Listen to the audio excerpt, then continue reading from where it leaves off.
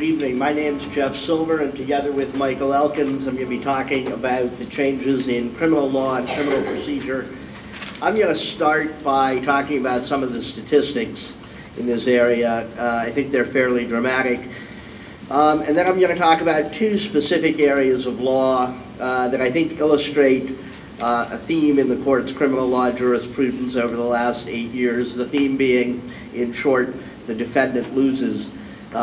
Or to put it a little bit more precisely, if the Michigan Constitution has previously been interpreted to give criminal defendants more protection than the federal Constitution, we're going to take that elevator right down to the bottom floor and give people no more protection than the federal Constitution requires.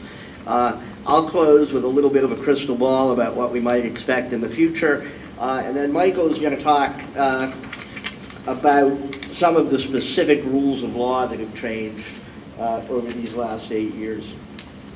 Now, since 1999, the court has decided on the merits approximately 152 cases in the criminal law or criminal procedure area, and in 44 of those cases, 29%, they have overruled existing law.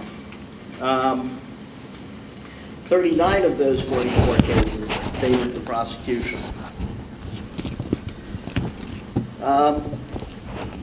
And by itself, that number doesn't really mean anything. Perhaps that's consistent with the court's practice over time. But it isn't.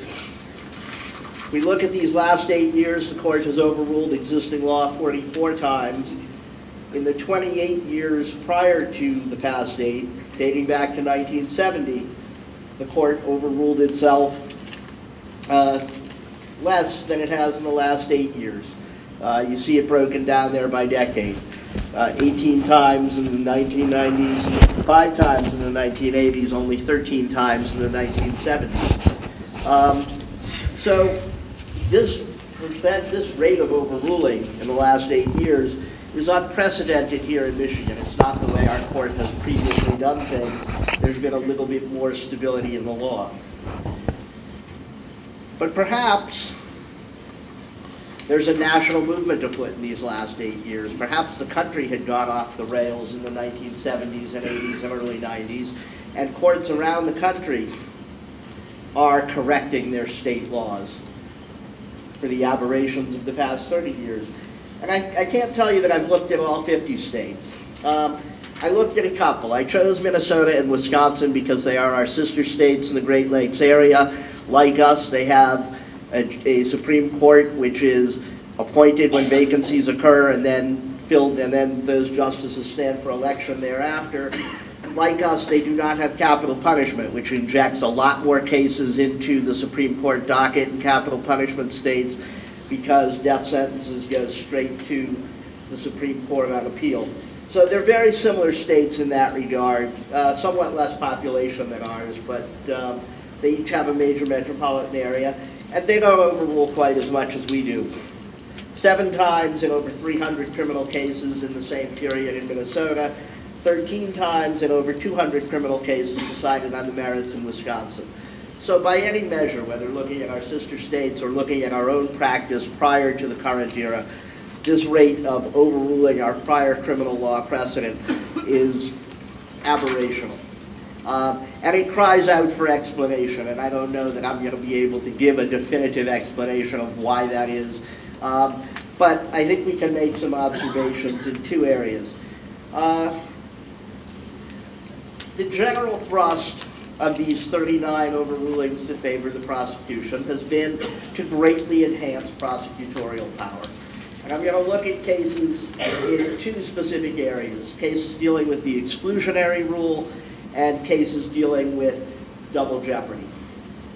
And the effect of the court's decisions in these areas over the last 8 years has been to enhance the ability of the prosecution to introduce illegally seized evidence at trial, and to enhance the ability of the prosecution to bring multiple prosecutions for the same criminal act. The exclusionary rule, as I trust most of you know, but perhaps not all of you, the exclusionary rule was developed by courts and it bars the introduction of evidence at trial that was seized in violation of a criminal defendant's right to be free of unreasonable searches and seizures. It's a right guaranteed, the right against unreasonable searches and seizures is guaranteed both in our Constitution and in the federal Constitution. It's Article 1, Section 11 of the Michigan Constitution, of course, the Fourth Amendment to the U.S. Constitution. Michigan originally adopted the exclusionary rule a long time ago, 1919, in a case called People against Marxhausen, long before the U.S. Supreme Court made it mandatory for states to have an exclusionary rule. The federal Supreme Court did that in Mapp against Ohio in 1961, at a time when the majority of the states did not have an exclusionary rule. Michigan was one of the first to do so.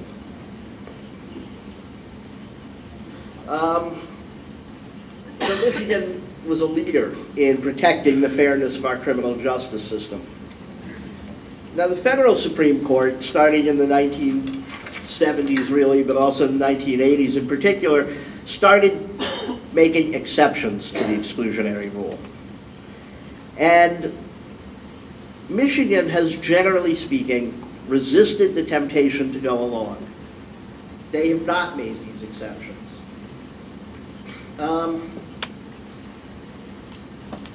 The first exception that they overruled was People against Shervine, which said that if a search warrant is issued on the basis of an affidavit which does not comply with Michigan's statute on searches and seizures, then the warrant is invalid, the search is invalid, the evidence can't be introduced. In People against Hawkins in 2003, the Supreme Court said that a statutory violation does not bar the introduction of evidence in trial.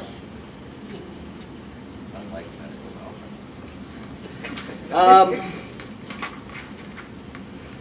More importantly, I think, than that one, in 1984, in the United States against Leon, the U.S. Supreme Court created a good faith exception to the warrant requirement. It said if police officers acting in good faith conduct a search on a warrant that they, in good faith, believe is valid, and the warrant turns out not to have been valid after all, then the evidence can come in. Now, Michigan courts repeatedly refused, from 1984, when the Supreme Court of the United States adopted the good faith exception. For 20 years, the courts in this state repeatedly refused to adopt it. But in People against Goldston in 2004, the Supreme Court said, no, you know what? If the Supreme Court says we don't have to give people more protection, we're not going to give them more protection. We're going to adopt the good faith exception. We're going to overrule 20 years of existing Michigan law on that point.